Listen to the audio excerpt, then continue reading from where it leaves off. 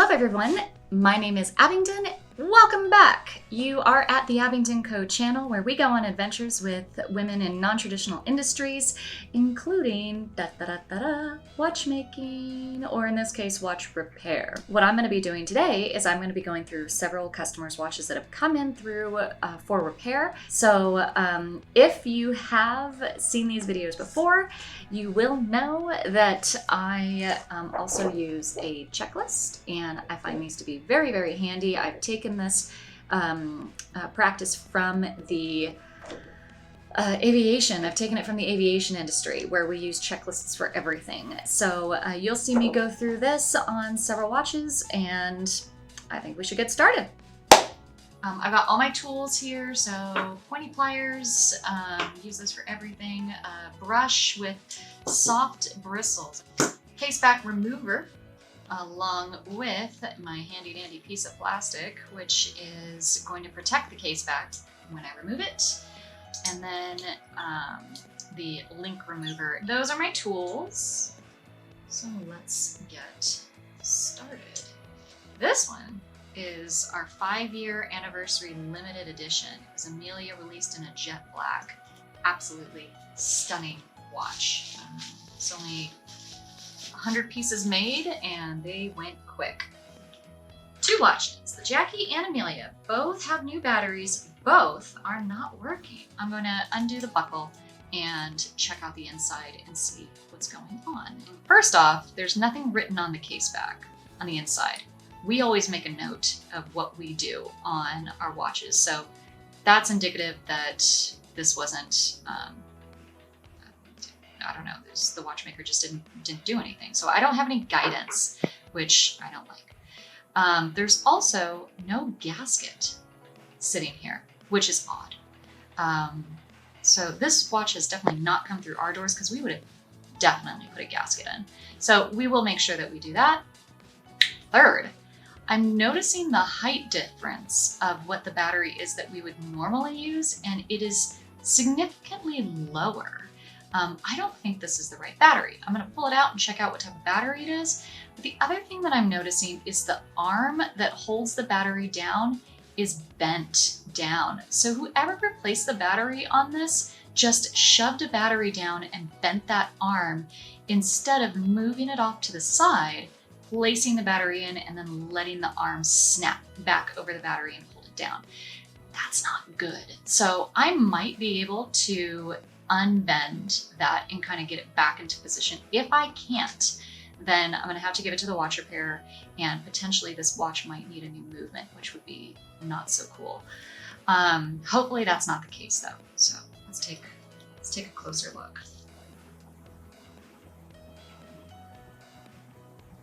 So 626 SW. That's what that says. It doesn't say 377 on it, but it does. 626 SW is a 377. So one of these batteries here, which I don't put in customers' watches, I'm just going to lay it next to it. They do actually have the same height profile, which is a good thing. We use Energizer. This is a Sony. So I think it is the right one. So you can see just how badly bent that is. And you know what I'm going to do? I'm going to show you my watch because I have the same movement in this watch. So the watch was working, which was great.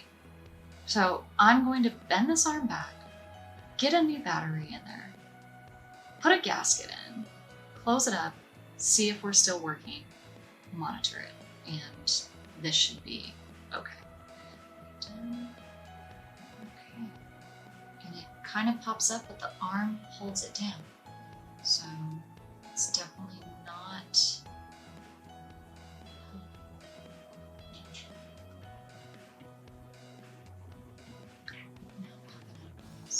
Alright. Put a gasket in.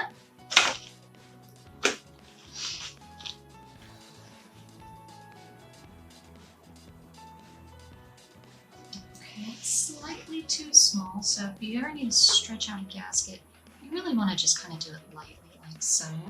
Just kind of give it a little but last thing you want to do is stretch it out too much that it's completely unusable.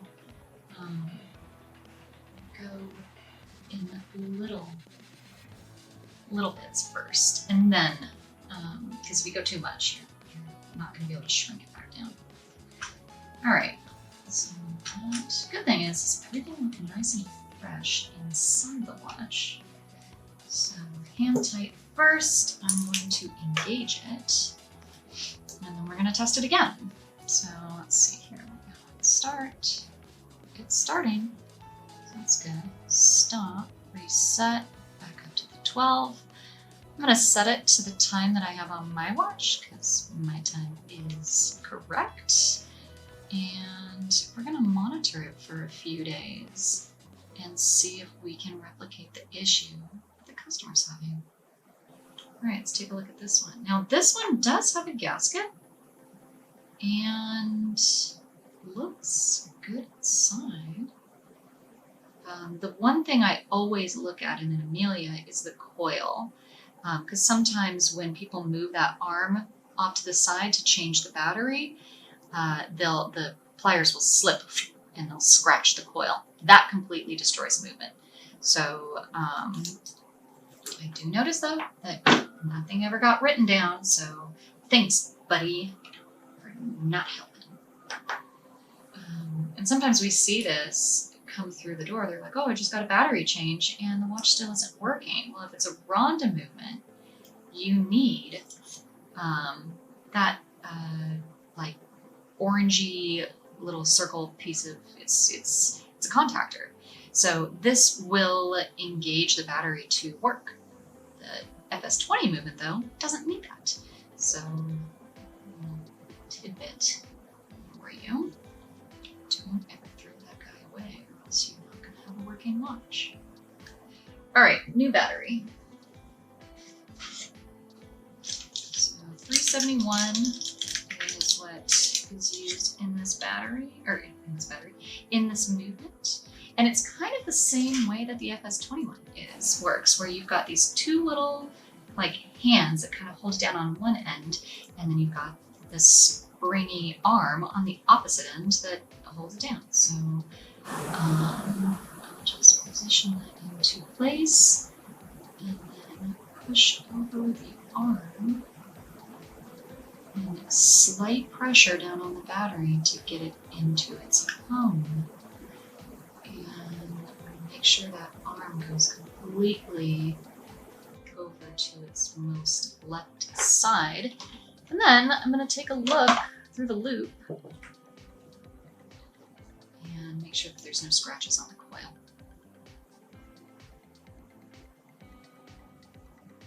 The coil looks in great shape. Cool.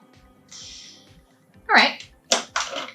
So let's indicate. We changed a battery. Close it up, test it out, see what's going on. Now this one I am noticing the crown is in, the second hand is not working. So we are not having luck with this one because you would want to see, hey, oh, did you see that? It's like an engaged and then it didn't. Let me try that again. It started to tick and then it moved backwards and then it ticked and then it stopped. It ticked once and then it stopped. This one is beyond my capabilities, so we are going to write up a ticket for this one and give it to our watch repair. I'm going to put this back in. And very, very interesting. I'm not come across that too often. Great. All right. Put this away and then we'll move on to the next one. So we're going to add a link to this band and we are going to change a battery, give it a cleaning, and just overall check it out. So put it up first. It's in great shape too. Gosh, you've seen some of the watches come through here. They have been worked and these last three have been honestly really nice. And oh, look at that. It just like straight up broke. These are kind of wear and tear items, so totally fine. I'm gonna replace that. Okay, looking good. So,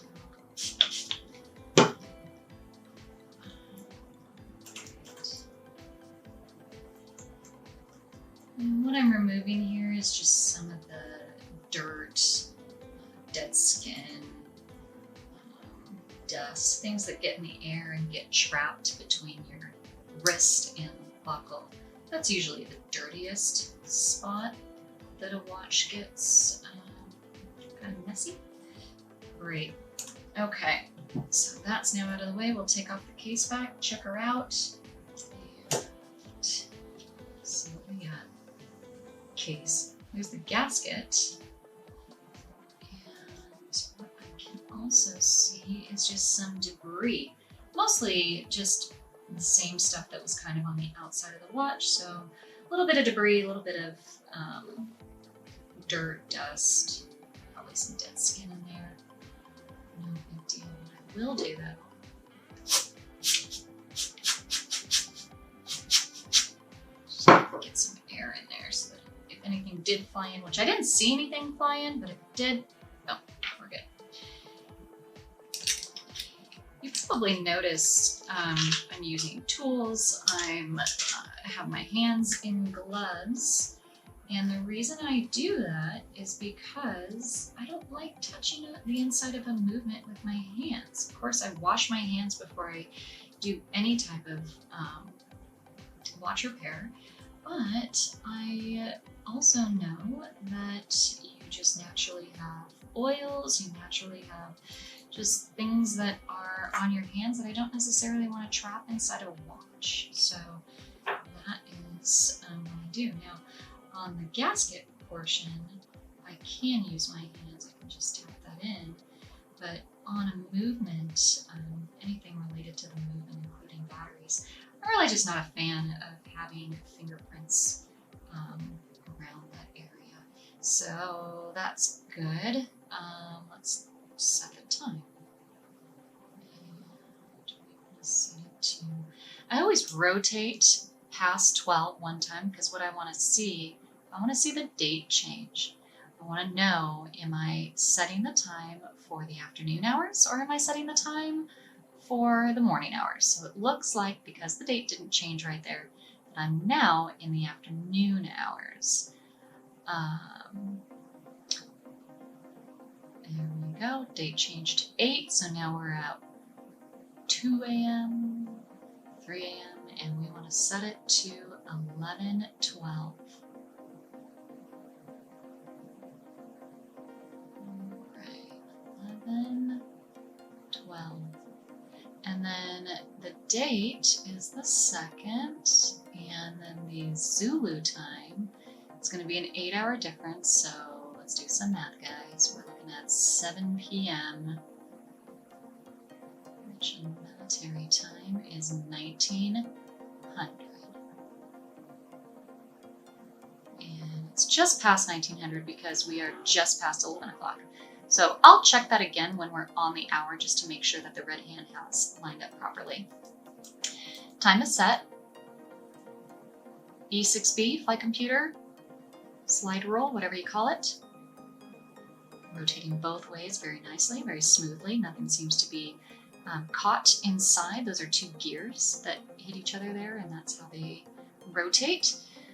This is looking good. So she wants to add a link, which I can do, and we need a new spring bar.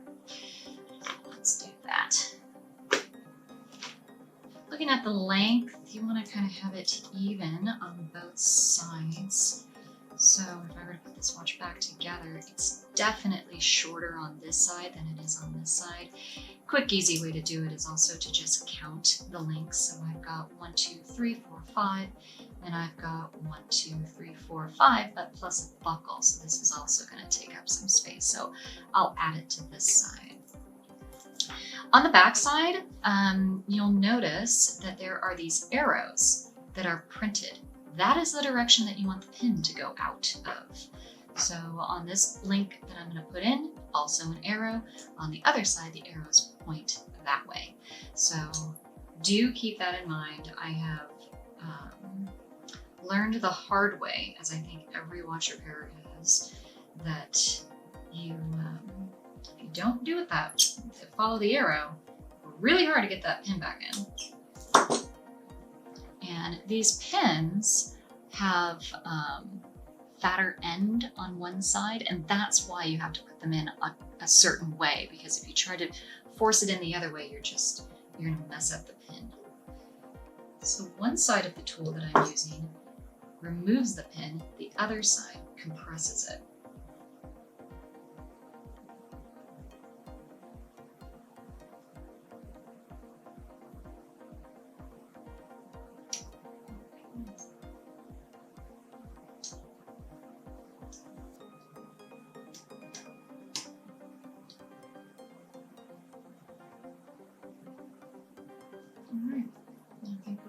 Fire now.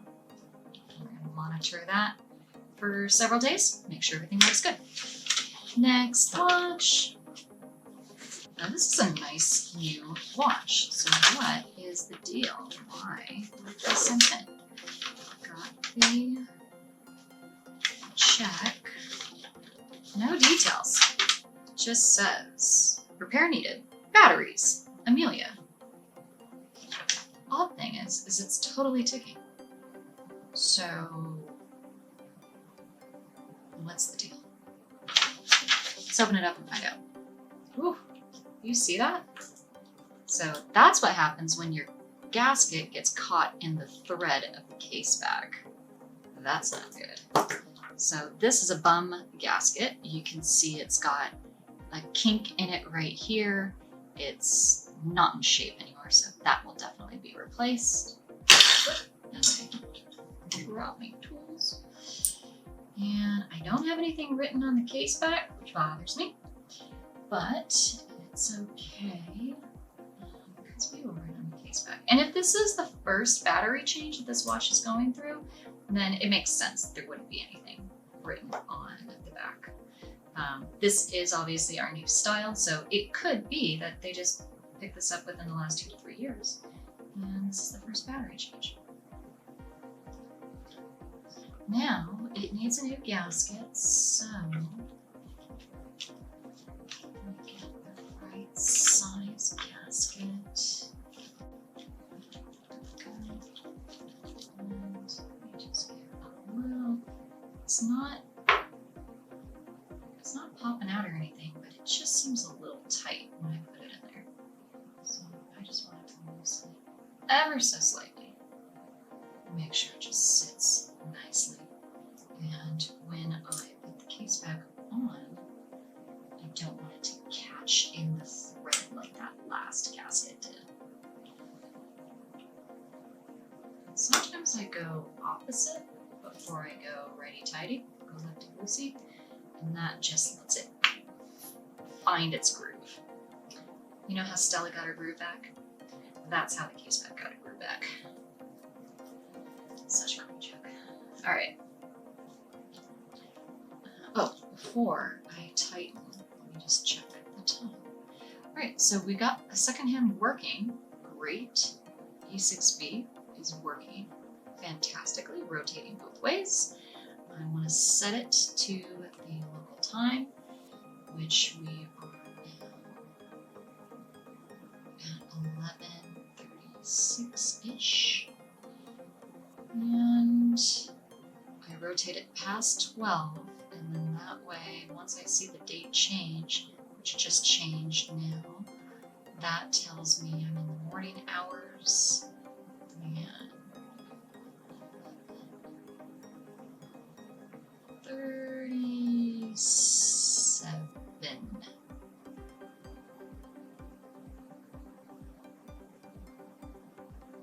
Second.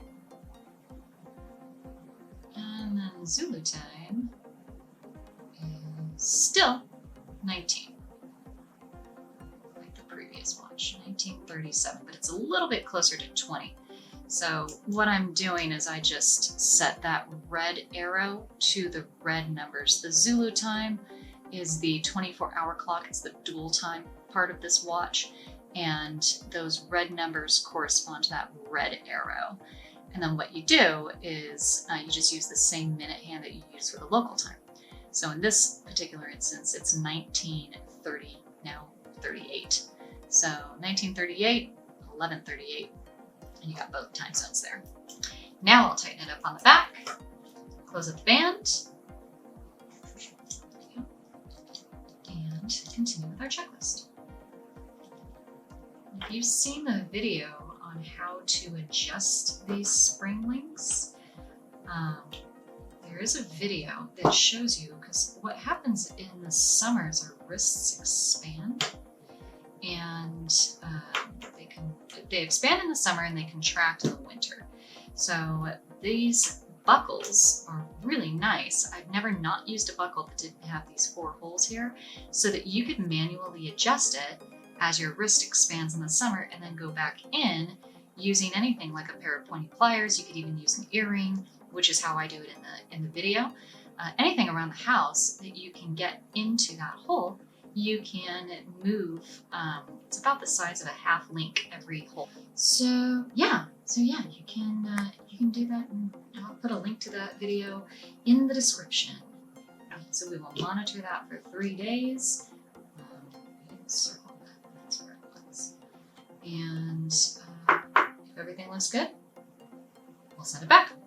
All right, guys. Well, thank you so much for joining me. I hope you got a lot out of that. That was actually really fun.